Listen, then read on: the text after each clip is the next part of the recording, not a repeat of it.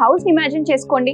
అక్కడ నానమ్మ, తాతయ్య, మమ్మీ, డాడీ, బాబాయ్, పిన్ని, కజిన్స్, సిబ్లింగ్స్ అందరూ ఒకే ఇంట్లో కలిసి ఉంటే ఎలా ఉంటుంది? చాలా బాగుంటుంది కదా.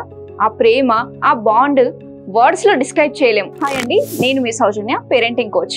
ఎన్నో సెంచురీస్ బిఫోరే మన ఇండియన్ సొసైటీ ఒక యూనిక్ వే ఆఫ్ లివింగ్ ని ఫౌండేషన్ వేసింది. ఆ ఫౌండేషన్ ఎన్నో ట్రెడిషన్స్, లెసన్స్, ప్రేమ అనురాగాలతో జనరేషన్స్ ని బైండ్ చేస్తూనే ఉంది. అదే జాయింట్ ఫ్యామిలీ సిస్టమ్. ఈ డైనామిక్ ఎన్విరాన్మెంట్ లో పిల్లల్ని ఎలా పెంచాలి, జాయింట్ ఫ్యామిలీలో పేరెంటింగ్ ఎలా చేయాలి అనే క్వశ్చన్స్ ని ఈ వీడియోలో ఎక్స్ప్లోర్ చేద్దాం. మన ఇండియన్ కల్చర్ లో జాయింట్ ఫ్యామిలీ ఇంపార్టెన్స్ ఏంటో తెలుసుకుందాం. జాయింట్ ఫ్యామిలీలో ఉండే పిల్లలు చాలా మంచి వాల్యూస్ అండ్ ఎక్స్పీరియన్సెస్ కు ఎక్స్పోజ్ అవుతారు. గ్రాండ్ పేరెంట్స్ చెప్పే స్టోరీస్, మన రూట్స్ ఏంటి, ఎలాంటి వాల్యూస్ మనకు ఉండాలి అనేది గ్రాండ్ పేరెంట్స్ షేర్ చేస్తారు. ఇక ఫెస్టివల్స్ విషయానికి వస్తే, ఫెస్టివల్స్ అందరితో కలిసి సెలబ్రేట్ చేయడం, అందరితో కలిసి బోన్ చేయడం ఒక స్ట్రాంగ్ సెన్స్ ఆఫ్ బిలాంగింగ్ ని క్రియేట్ చేస్తుంది. ఇలాంటి ఎన్విరాన్మెంట్ లో పిల్లలు కూడా సెక్యూర్ గా ఉంటారు. ఎందుకంటే జాయింట్ ఫ్యామిలీ అంటే ఒక ఇల్లనే కాదు, జీవితాలను కూడా షేర్ చేసుకోవడం కాబట్టి. జాయింట్ ఫ్యామిలీలో పెరిగే పిల్లల అడ్వాంటేజెస్ ఏంటో ఇప్పుడు చూద్దాం. Number 1, emotional support. జాయింట్ ఫ్యామిలీలో ఉండే పిల్లల biggest advantage emotional support system. ఎందుకంటే పిల్లలకి గైడెన్స్, సపోర్ట్ ఇవ్వడానికి మల్టిపుల్ కేర్ గివర్స్ లైక్ నానమ్మ, తాతయ్య, అంకుల్, ఆంటీస్, కజిన్స్ ఉంటారు. పిల్లలకి ఎమోషన్స్ షేర్ చేసుకోవడానికి చాలా ఆప్షన్స్ ఉంటాయి. Number 2, culture and moral values. Joint families లో స్ట్రాంగ్ కల్చర్, ట్రెడిషన్స్ ఉంటాయి. రిచువల్స్ గురించి పిల్లలు ఎర్లీ ఏజ్ లోనే నేర్చుకుంటారు. దీనివల్ల పిల్లలు కల్చర్ కి దగ్గర అవుతారు. ఇంకా వాళ్ళలో మొరాలిటీస్ బిల్డ్ అవుతాయి. Number 3, sharing responsibilities. జాయింట్ ఫ్యామిలీలో ఉండే పేరెంట్స్ అడ్వాంటేజెస్ ఏంటంటే వాళ్ళు తమ రెస్పాన్సిబిలిటీస్ ని షేర్ చేసుకోవచ్చు. దీంతో వాళ్ళ స్ట్రెస్ తగ్గడమే కాకుండా పిల్లలతో క్వాలిటీ టైం స్పెండ్ చేయడానికి కూడా టైం దొరుకుతుంది. Number 4, learning and mentorship. Joint ఫ్యామిలీలో ఉండే పిల్లలకు గ్రాండ్ పేరెంట్స్ మెంటర్షిప్ లభిస్తుంది. యాజ్ ఎ రిజల్ట్ గా పిల్లల్లో విజ్డమ్ అండ్ కొత్త ఎక్స్పీరియన్సెస్ కూడా డెవలప్ అవుతాయి. గ్రాండ్ పేరెంట్స్ షేర్ చేసే స్టోరీస్ పిల్లల్లో పాజిటివ్ వైబ్స్ ని పెంచుతాయి. Number 5, social skills. జాయింట్ ఫ్యామిలీలో పిల్లలు లార్జ్ గ్రూప్స్ లో ఉండడం వల్ల వాళ్ళలో sharings, cooperation and conflict resolution లాంటి సోషల్ స్కిల్స్ బిల్డ్ అవుతాయి. యాజ్ ఎ రిజల్ట్ గా పిల్లలు న్యూ ఎన్విరాన్మెంట్స్ ను తొందరగా అడాప్ట్ చేసుకుంటారు. ఏంటి మేడం బాగానే చెప్తున్నారు అని ఆలోచిస్తున్నారా? నాకు తెలుసు, సినిమాల్లో కూడా ట్విస్ట్ అండ్ టర్న్స్ ఉండకపోతే మనోళ్ళు చూడరు కదా. అలాగే జాయింట్ ఫ్యామిలీలో ఉండే పిల్లల డిసడ్వాంటేజెస్ ఏంటో కూడా చూద్దాం. Number 1, lack of privacy. Joint ఫ్యామిలీలో ప్రైవసీ అనేది మేజర్ ఇష్యూ. చాలా మంది సరౌండింగ్స్ లో ఉండడం వల్ల పర్సనల్ స్పేస్ దొరకడం ఛాలెంజింగే. Number 2, conflicting parenting styles.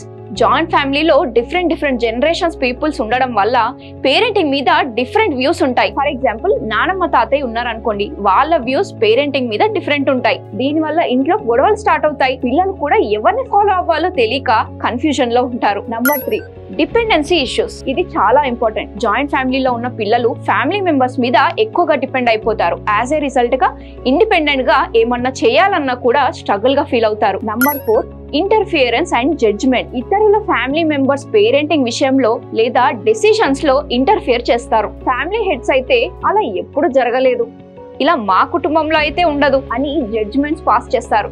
దీనివల్ల ఫ్యామిలీలో ఫ్రస్ట్రేషన్, డిస్ఆర్గ్యుమెంట్స్ పెరిగిపోతాయి. Number 5, resource management. అంటే ఫినాన్సెస్, టైం అండ్ స్పేస్ లాంటి రిసోర్స్ మేనేజ్మెంట్ చేయడం జాయింట్ ఫ్యామిలీలో చాలా కష్టం. ఇప్పుడు అసలు లేట్ చేయకుండా జాయింట్ ఫ్యామిలీలో అడ్వాంటేజెస్ ని, డిసడ్వాంటేజెస్ ను ఎలా బ్యాలెన్స్ చేసుకోవాలో చూద్దాం. First, set boundaries. అంటే ఫ్యామిలీలో మీకున్న బౌండరీస్ ని సెట్ చేసుకోండి. దీనివల్ల మీ ప్రైవసీను మేనేజ్ చేసుకోవచ్చు. సో ఫ్యామిలీలో కాన్ఫ్లిక్ట్స్ జరగకుండా ఉంటాయి. Second, open communication. Family members తో ఓపెన్ గా కమ్యూనికేట్ చేయండి. ఫర్ ఎగ్జాంపుల్ పిల్లలు అన్నాక గొడవ పడతారు, కానీ ఆ గొడవలు పెద్దవాళ్ళు కూడా క్యారీ చేసి వాళ్ళు కూడా గొడవ పడతారు. ఇక్కడ ఫన్నీ థింగ్ ఏంటంటే పిల్లలు ఎంత గొడవ పడ్డా మళ్ళీ కలిసి ఆడుకుంటారు, కానీ పెద్దవాళ్ళు అలా కాదు. ఆ గొడవలు కంటిన్యూ చేసి అది లైఫ్ లాంగ్ ఉంచుకుంటారు.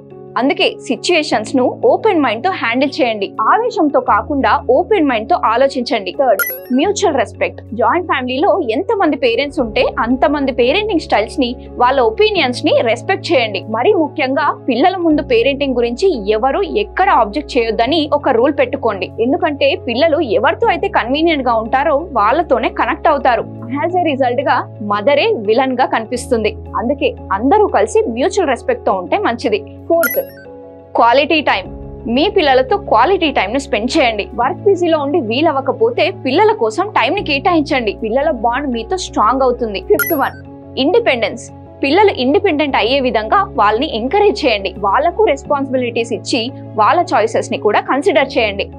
ఫైనలీ, ఎన్ని ఛాలెంజెస్ ఉన్నా జాయింట్ ఫ్యామిలీ సిస్టమ్ అనేది మన ఇండియన్ కల్చర్. పిల్లల్ని జాయింట్ ఫ్యామిలీలో పెంచడం అనేది ఒక రివార్డింగ్ ఎక్స్పీరియన్స్. పిల్లలకి ఆ లవ్, సపోర్ట్, వాల్యుయబుల్ లెసన్స్ ఎక్కడ దొరుకుతాయి చెప్పండి?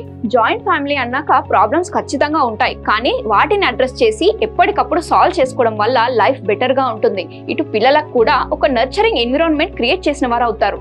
జాయింట్ ఫ్యామిలీ మీద మీ ఎక్స్పీరియన్సెస్ అండ్ థాట్స్ ని కమెంట్స్ లో మెన్షన్ చేయండి.